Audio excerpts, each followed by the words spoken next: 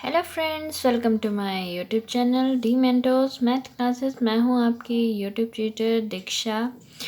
कल हमने chapter start किया था 4 और उसके बारे में पढ़ा था और कुछ एग्जांपल्स किए थे। चलो स्टार्ट करते हैं हम एक्सरसाइज 4.1। उसका पहला क्वेश्चन बिल्कुल वैसा है जैसा हमने कल किया था, एक एग्जाम्पल लास्ट वाला। तो आप ट्राई कीजिएगा, नहीं आएगा तो आप कमेंट सेक्शन में बताना, मैं उसके लिए भी आपकी वीडियो बना दूँगी। अभी चलते हैं सेकंड क्वेश्चन के पहले पार्ट पे। बुक खोल के रखिएगा, जैसे जैसे पढ़ेंगे वैसे वैसे हम इक्वेशन बनाएंगे, ठीक है। वो कह रहा है the area of the rectangular plot. Rectangular plot है तो बना देते हैं, ये हमारा रेक्टेंगुलर है, ठीक है। रेक्टेंगुलर में एक लेंथ और एक ब्रेड्थ होती है। रेक्टेंगुलर का एरिया बोल रहा है वो, ये हमारा प्लॉट है और इसका जो है एरिया उसने दिया है हमें 5 to 8 मीटर की स्क्वायर, ठीक है। आगे बोल रहा है the length of a plot is 1 more the twice it breadth. जैसे बोल रहे हैं वैसे हम यहाँ पे एक लाइन लिख लेते हैं। The length of the plot is 1 more than twice its breadth, ठीक है। ये आएगा इधर ब्रेड्थ, ठीक है। लेंथ है यहाँ पे, एल लिख दो लेंथ की जगह पे, और ये उसके बारे में बता रहा है तो इज़ मतलब इज इक्वल टू और मोर देन वाली कंडीशन में पहले हम ये लिखते हैं तो ट्वाइस यानी 2 इंटू ब्रेड्थ यानी ब्रेड्थ इतना 2x हो जाएगा, तो ये हो गया 2x, ठीक है। और मोर है तो यानी प्लस हो जाएगा, और यहाँ 1 है तो यहाँ 1 हो जाएगा। और जो ब्रेड्थ है वो हम लेट करके चलेंगे x, ठीक है। ब्रेड जो है हमारी लेट करेंगे हम x, तो हमारा यानी कि ब्रेड्थ आ चुकी है x और लेंथ आ चुकी है ये, ठीक है। इसको ऐसे निकालते हैं। We need to find the length and breadth of the plot, इसने ऐसे बोला है। तो देखो एरिया अगर हमें कंप्लीट दिया, कल भी मैंने बताया था कि हमें अगर कोई चीज़ कंप्लीट दी हो यानी एरिया पेरीमीटर यानी फॉर्मूले से रिलेटेड कंप्लीट, ठीक है, CS से TS से, तो हम उसका फॉर्मूले में फॉर्मूला लगा कर पुट करते हैं ताकि हमें कुछ आंसर वहाँ से निकल जाता है, इसीलिए गिवन रहता है हमें। ये कंप्लीट दिया हुआ है तो एरिया का फॉर्मूला लगा दो। रेक्टेंगुलर का एरिया क्या होता है, length into breadth is equal to 5 to 8, ठीक है। तो लेंथ आ गया 2x + 1 और ब्रेड्थ आ गया x, ठीक है, इज इक्वल टू 5 to 8। इन दोनों को मल्टीप्लाई कर दो, बताया तो मैंने कल, फिर भी बता देती हूँ। 2x into x plus 1 into x, ठीक है। दोनों चीज़ें इससे इंटू हो रही है। अब कैसे करेंगे, 2 का 2 और ये बेस सेम है तो पावर ऐड हो जाती है। ये एक्सपोनेंट रूल आपने पढ़ा होगा, 8th क्लास में पढ़ा होगा। 2 + x is equal to 5 to 8, ये हमारी इक्वेशन होगी। मिडल स्प्लिटिंग कल बताया था कैसे निकालना है, इसको आप ट्राई करना, नहीं तो फिर कमेंट सेक्शन में बताना, मैं बता दूंगी। आगे चलते हैं इसी का ही सेकंड में प्रोड्यूस नहीं है, प्रोडक्ट है। The product of 2 consecutive positive integer is 306 ने बोला है। द प्रोडक्ट यानी किसी का मल्टीप्लाई करना है। वो कह रहे 2 consecutive पॉजिटिव इंटीजर, जब हमें अपने मन मर्जी का कोई 2 consecutive नंबर्स क्या होते हैं, consecutive positive integers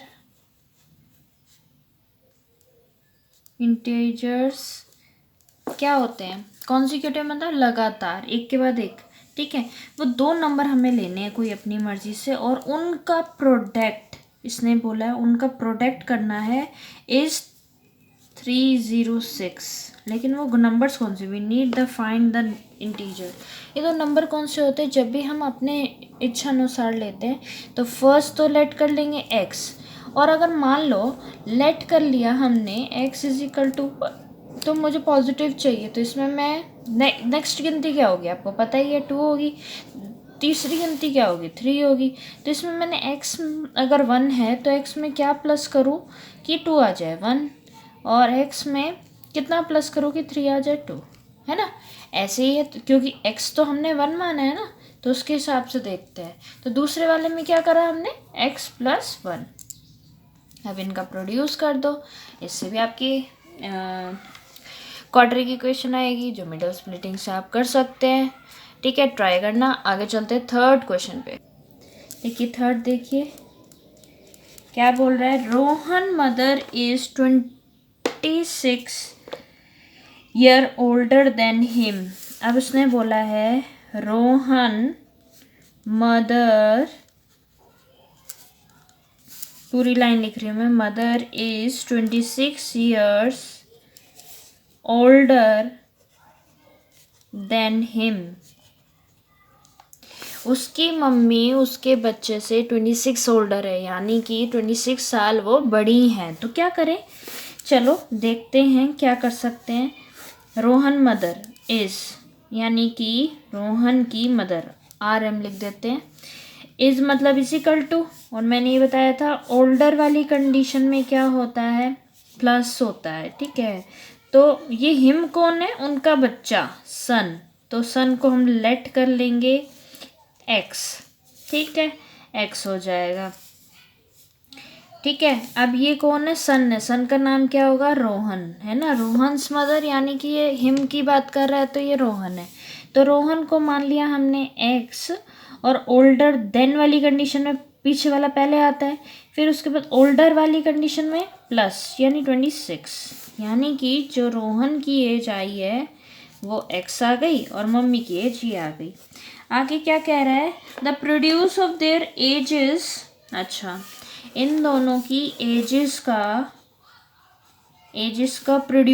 product, sorry produce बोल रही हूँ मैं, प्रोडक्ट यानी कि मल्टीप्लाई करना है। लेकिन उसने फिर उसके बाद बोला है, इससे पहले बोला है, ये वाली कंडीशन साथ में जुड़ी हुई है, वो बोल रहा है 3 years फ्रॉम नाउ, मतलब 3 साल, अब से 3 साल बाद, अब से 3 साल बाद यानी प्लस, विल बी ए 360, मतलब 3 साल बाद, यानी कि रोहन की एज हो जाएगी 3 साल बाद, जो अभी की एज है यानी x, उसमें प्लस हो जाएगी। ये पहले की एज थी, अब की एज जो उसकी पहले की एज है यानी कि x, उसमें 3 साल बाद यानी कि x प्लस 3।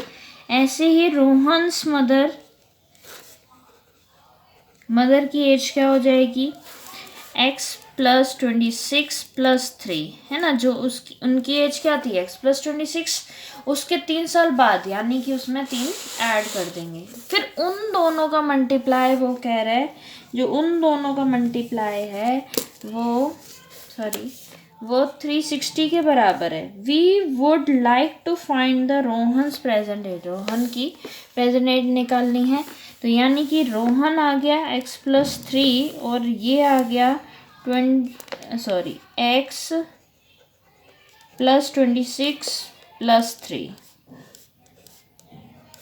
ठीक है, सो ये हो जाएगा x प्लस 3, और यहाँ मल्टीप्लाई हो जाएगा x प्लस 29 और इजिकल टू 360। ये खोलना मैंने कल बताया था, ट्राई करना। नेक्स्ट चलते हैं। The train travel a distance of 480 kilometre at the uniform speed। वो कहता है कि ट्रेन से ट्रैवल करते हो, उसका जो डिस्टेंस है, वो ट्रेन से ट्रैवल कर रहा है, लेकिन जो डिस्टेंस कवर कर रहा है वो 480 किलोमीटर। यानी आप कहीं पे भी जा रहे हैं तो वहाँ पे आपको पता किलोमीटर के हिसाब से अमाउंट मिलती है, मतलब देनी पड़ती है या मिलती है, डिपेंड करता है कि आप क्या हो। अगर आप बस कंडक्टर हो तो आपको मिलेगी, या आप पैसेंजर हो तो आपको देनी पड़ेगी, तो डिपेंड करता है। तो वो यही कह रहा है कि 480 किलोमीटर उसने कवर करना है। स्पीड के बारे में बताया तो है, लेकिन पता नहीं है, मालूम नहीं क्या है। तो ये अभी क्वेश्चन मार्क करते हैं। If the speed has been 8 kilometre less, अब यहाँ पे स्पीड है तो फर्स्ट वाले में इसको लेट कर लो x, ठीक है, फर्स्ट ये बोल रहा है। सेकंड वाले में ये बोल रहा है if the speed has been 8 kilometre less, ठीक है, 8 किलोमीटर लेस करने के लिए बोल रहा है स्पीड में। स्पीड पहले कितनी थी, x थी, उसमें 8 किलोमीटर इसने लेस करने को बोला है, यानी कि माइनस करने को बोला है, ठीक है। और जो ट्रेन है, ट्रेन का जो ट्रैवल है वो बिल्कुल सेम रहेगा 480 किलोमीटर, क्योंकि इसने आगे बोला है they would then it would have taken 3 hour more to cover the same distance. वो कह रहा है, देखो अब मैं इसको ऐसे समझाती हूँ। सपोज आपने अपने घर से अपने दोस्त के घर जाना है, या आपका घर है और ये आपके दोस्त का होम है, यानी कि फ्रेंड है यहाँ पे, ठीक है, फ्रेंड का घर है, फ्रेंड्स होम है, ठीक है, और यहाँ पे आपका घर है। आपने यहाँ से गए, आपकी स्पीड जो थी वो 20 के आसपास थी। फिर वही आपने अगले दिन, ये फर्स्ट डे, सेकंड डे भी आपने जाना था, आपने क्या करा, भीड़ कम देखकर या फिर आसपास क्राउड कम देख के आपने स्पीड को ना बहुत जल्दी बढ़ा लिया, बहुत ज़्यादा। तो इस वाली स्पीड से आपका जो कवर करने का टाइम है, स्पीड की वजह से आपको टाइम लेस लगेगा, कम लगेगा, है ना, सॉरी ज़्यादा लगेगा, क्योंकि स्पीड आपने कम कर रखी है तो टाइम ज़्यादा लगेगा। और स्पीड अगर ज़्यादा है तो टाइम कम लगेगा। ये तो आपको पता होगा ही कि जैसे हम स्पीड दौड़ाते हैं वहाँ जल्दी पहुँच जाते हैं, कम करेंगे तो लेट पहुँचेंगे। तो ये चीज़ आपको ध्यान रखनी है। तो ऐसे ही क्वेश्चन पे भी हमें ध्यान देना है कि उसने यहाँ पे स्पीड कम करी और यहाँ स्पीड उतनी की उतनी है, मतलब यहाँ पे मान लो 40 रखी हुई है तो यहाँ 20 कर दी, मतलब कम कर दी, उससे 8 कम कर दी, तो 20 में से 8 गए हो जाएंगे 12, तो ये हो जाएगा 12 और ये हो जाएगा 20। मैं आपको समझाने के लिए कह रही हूँ। चलो देखते हैं कि ये आगे क्या कहने की कोशिश कर रहा है क्वेश्चन।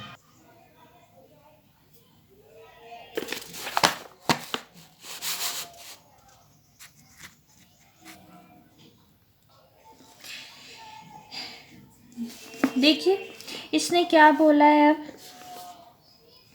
पहली बात उसने बोली थी, दोबारा लिख लेते हैं।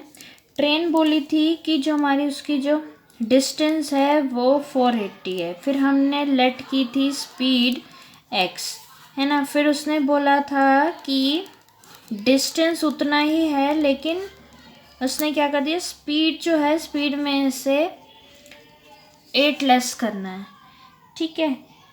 अब इसकी ये पूरी लाइन लिखते हैं।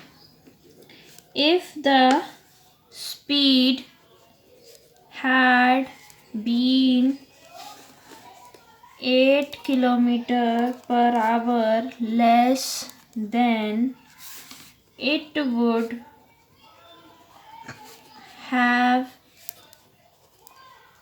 taken 3 hours more to cover the same distance। ये समझाने के लिए लिख दिया मैंने। If the speed has been 8 kilometre less, अगर स्पीड 8 किलोमीटर लेस हो जाएगी तो पहली वाली स्पीड से, जैसे बोल रहा है ये 8 किलोमीटर लेस हो जाएगी दिस।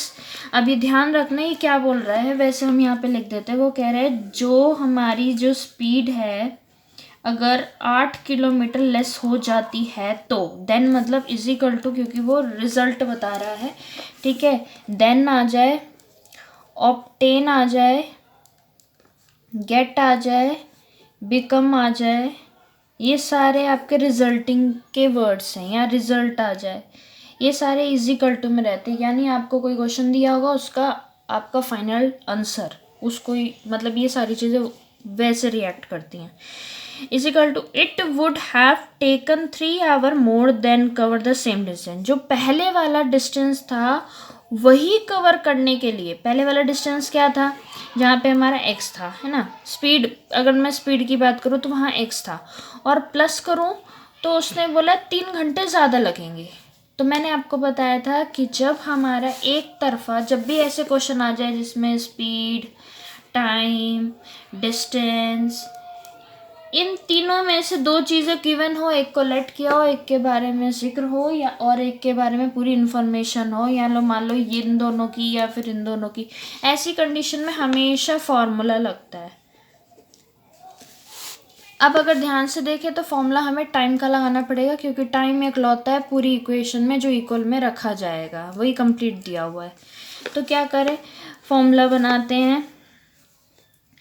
टाइम का फॉर्मूला क्या होता है, डिस्टेंस अपॉन में स्पीड। तो डिस्टेंस आ गया x-8 और स्पीड आ जाएगी हमारी, सॉरी, डिस्टेंस हमारा था 480 पहली वाली कंडीशन में, और स्पीड थी x। दूसरी वाली कंडीशन में हमारा क्या था, टाइम जो है डिस्टेंस अपॉन स्पीड, यानी डिस्टेंस तो सेम था और जो स्पीड थी 8 लेस करी हुई थी। उसने बोला कि अगर स्पीड में 8 लेस कर देता हूँ तो पहली वाली में 3 घंटे ज़्यादा लगेंगे, ठीक है ना।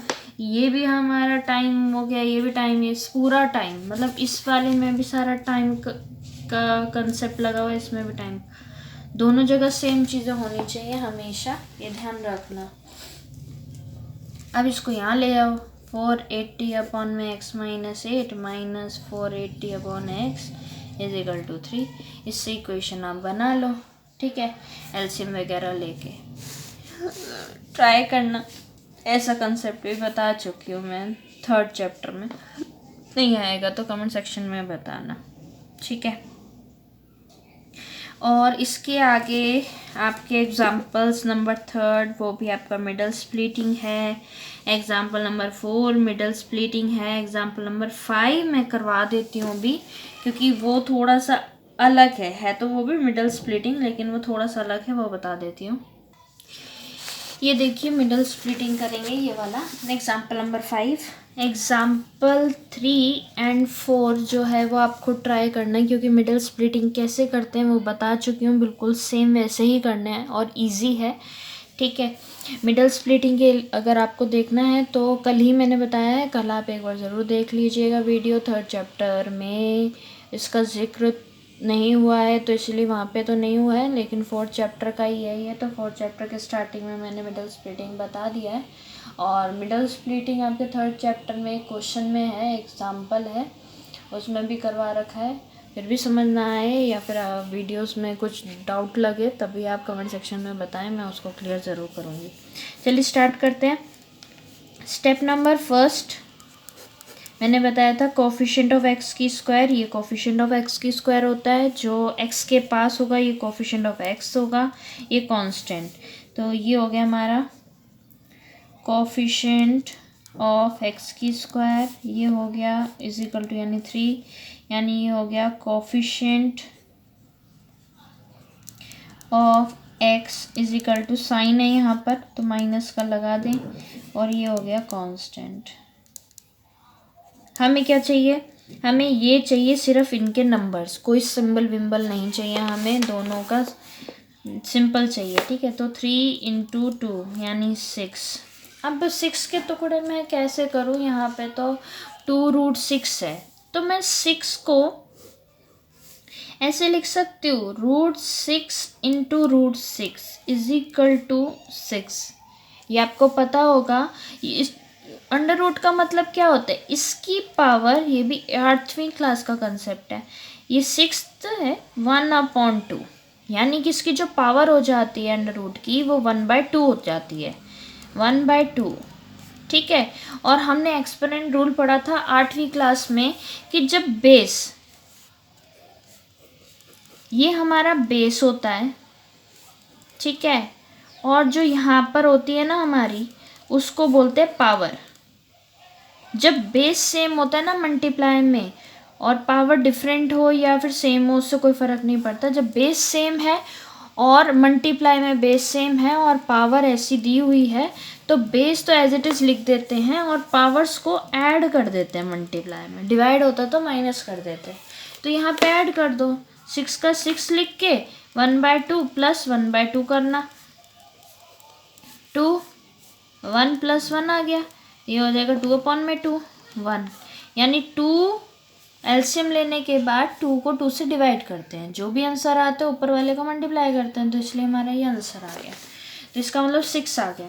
तो मैंने √6 प्लस √6 करूँगी तो 2√6 आ जाएगा। प्लस कैसे करते हैं, यहाँ पे कुछ गिनती नहीं है, यहाँ प्लस कर दो। अंडर सेम होना चाहिए, ये शर्त है, अदरवाइज अगर डिफरेंट होता तो ये प्लस नहीं होता है, ध्यान रखना, ठीक है। चलो हमारे पास आ गया, मल्टीप्लाई करके 6 भी आ गया और प्लस करने पर ये भी आ गया। प्लस करने पर ये आए, मैंने कल बताया था प्लस करने पर ही आए, तो आ चुका है, तो हम इसमें डाल देते हैं स्टेप नंबर। ये हमारा स्टेप नंबर 2 था जो हमने इसके फैक्टर करे हैं। स्टेप नंबर 3 है, पहला सेम, लास्ट का सेम, और बीच में क्या कर दोगे, माइनस भी सेम रहेगा, ब्रैकेट में ये डाल दो, x बाहर ले जाओ, इसकी जगह पे 2√6 की जगह पर लिख दो √6 प्लस √6, तो ठीक है। अब इसको अंदर ले जाओ, √6x प्लस √6x प्लस 2, ठीक है, x अंदर ले जाना है, प्लस करेंगे वही आ जाएगा ना, इसीलिए x को अंदर ले जाओ। अब देखो इनमें से कॉमन निकालो, कॉमन कैसे निकलेगा, इन दोनों में कॉमन क्या है, इसको मैं कैसे लिख सकती हूँ, 3 को मैं यही लिख सकती हूँ जैसे ऊपर लिखा था, है ना, मैं 3 को ऐसे लिख सकती हूँ, इंटू में x ये लिख सकती हूँ, माइनस खोल के दिखा रही हूँ। इसको मैं कैसे लिख सकती हूँ, √2 इंटू √3, इसको मल्टीप्लाई हम कर सकते हैं, रूट को मल्टीप्लाई तो कर सकते हो अलग अलग वाले को, लेकिन प्लस नहीं कर सकते, यानी कि मैं √2 इंटू √3 को मल्टीप्लाई कर सकती हूँ, √6 आएगा, लेकिन √3 प्लस √2 को प्लस नहीं कर सकती, ये ध्यान रखना। इसमें हो जाता है, इसमें नहीं होता, इसमें हमारा एक रूल होता है, प्लस माइनस, माइनस वाली कंडीशन में भी नहीं होगा, ठीक है। डिवाइड वाली कंडीशन में हम ऐसे लिखते हैं तो कट भी सकता है और नॉट भी, तो ठीक है। तो बट इस वाली कंडीशंस में ये आंसर नहीं आएगा, ठीक है, मतलब आगे सॉल्व नहीं होगा, यही रहेगा। इसमें एक हमारा रूल लगता है कि दोनों का अंडर रूट वैल्यू सेम होनी चाहिए। वैल्यू मतलब ये, अगर यहाँ 3 है यहाँ 3 होना चाहिए, यहाँ 4 है यहाँ 4 होना चाहिए, तभी क्वेश्चन सॉल्व होगा, otherwise as it is answer आ जाएगा, यही आंसर आ जाएगा, ठीक है। ये आ गया, एक्स में लिख सकती हूँ ऐसे ही, प्लस मैं इसको भी ऐसे ही कर सकती हूँ, √2 इंटू √3, इस 2 को मैं √2 इंटू √2 लिख सकती हूँ, है ना। तो अब इसमें से देखो क्या कॉमन आ रहा है, ये कॉमन आ रहा है, ये कॉमन आ रहा है, तो ये बाहर निकाल दो, दोनों में से कॉमन आता है। कॉमन का मतलब ही यही है कि दो चीज़ों का है, तो दोनों में से सेम चीज़ बाहर ले आओ और जो बाकी बच जाएगी वो लिख दो, जैसे इसमें ये बच रहा है, प्लस ऐसे ही इसमें आ रहा है, सिर्फ ये आ रहा है √2, अंदर क्या बचा, √2, यहाँ पे x आएगा, x खा गए हम, ठीक है। तो x हमारा बाहर तो आ नहीं रहा है, तो यहाँ से अंडर रूट वही आएगा, बस यहाँ से कुछ गड़बड़ हुई है क्या, x की स्क्वायर ये हो जाएगा, यहाँ x है हमारा, ठीक है,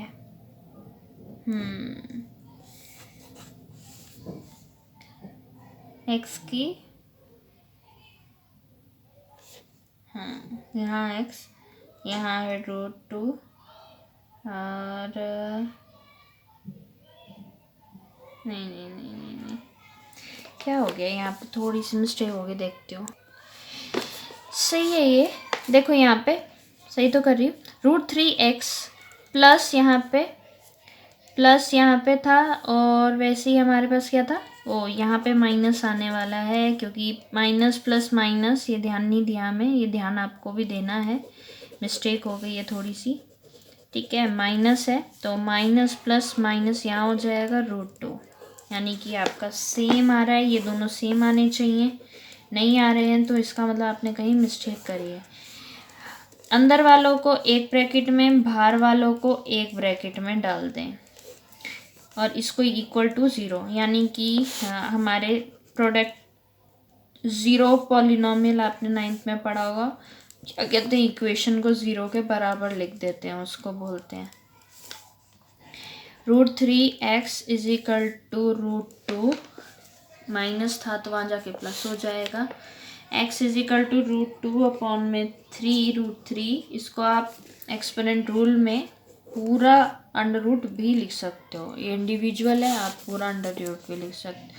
दोनों का आंसर सेम आ रहा है, ठीक है। तो x इज इक्वल टू √2/3, यानी कि x इज इक्वल टू √2/3, ठीक है।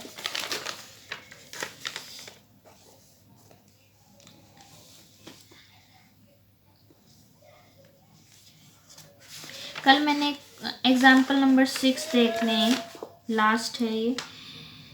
मैंने चैप्टर जब स्टार्ट किया था तो एक हमने क्वेश्चन किया था स्टार्टिंग में, जो पेज नंबर 70 पे था, स्टार्टिंग ही है चैप्टर की, वहाँ पे हमने एक क्वेश्चन किया था, उसी का मिडल स्प्लिटिंग किया हुआ है एग्जाम्पल नंबर 6 में, जो कि मैं पहले ही बता चुकी हूँ ऑलरेडी। तो आज के लिए बस इतना ही, कल एक नई वीडियो पे फिर मिलते हैं आपसे।